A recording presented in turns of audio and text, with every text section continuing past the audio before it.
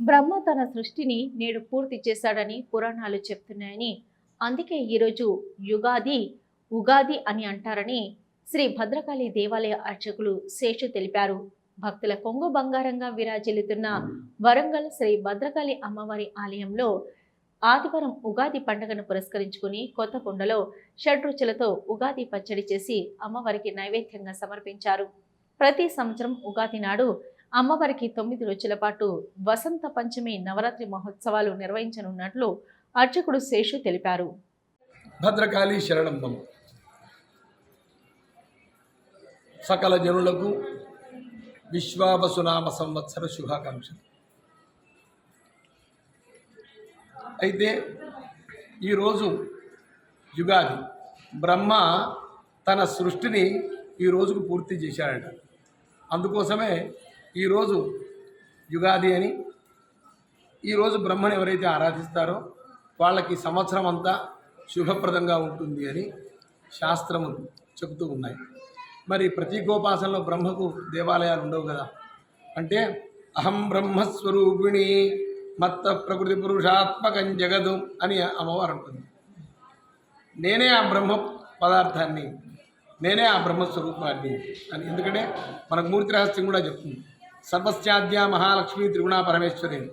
First ముందు అమ్మవారు ప్రళయానంతరం మహాలక్ష్మిగా ప్రాదుర్భావం చెంది ఆమె నుండి మహాకాళి మహాసరస్వతులు ఆవిర్భవిస్తాయి. ముగ్గురు 3 జంటలు క్రియేట్ చేస్తాయి. అయితే తద్వారా బ్రహ్మ విష్ణు మహేశ్వరుడు గౌరీ లక్ష్మి సరస్వతులు వచ్చాక వీటిని మిథునత్రయం అంటారు. తద్వారా మీరు సృష్టి స్థితి సంహార కృత్యాలు నెరవేర్చండి అని వాళ్ళకి ఆదేశాలు ఇస్తుంది ఆ మహాలక్ష్మి.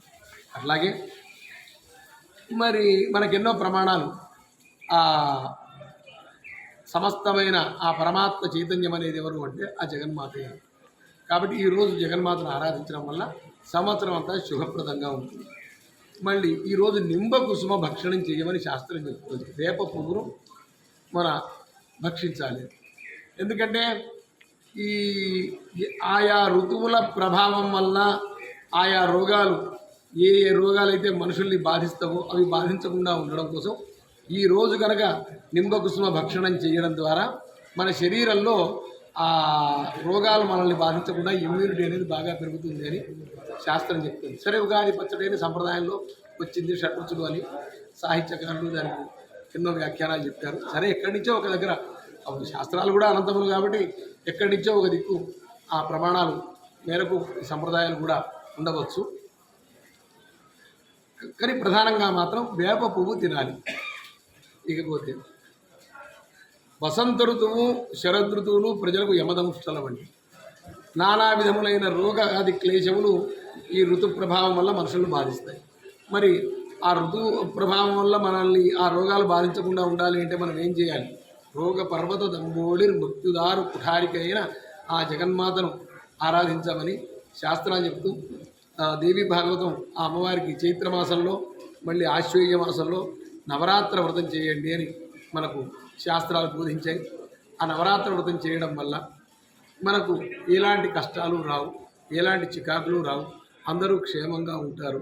కాబట్టి అనుచాలంగా ఈ చైత్రమాసంలో వసంత నవరాత్రులని, ఆశ్వయుజ మాసంలో శరన్నవరాత్రులని అమ్మవారికి చేస్తూ అమ్మవారిని ఆరాధిస్తూ మనం సకల ఐశ్వర్యాలు పొందుతాం.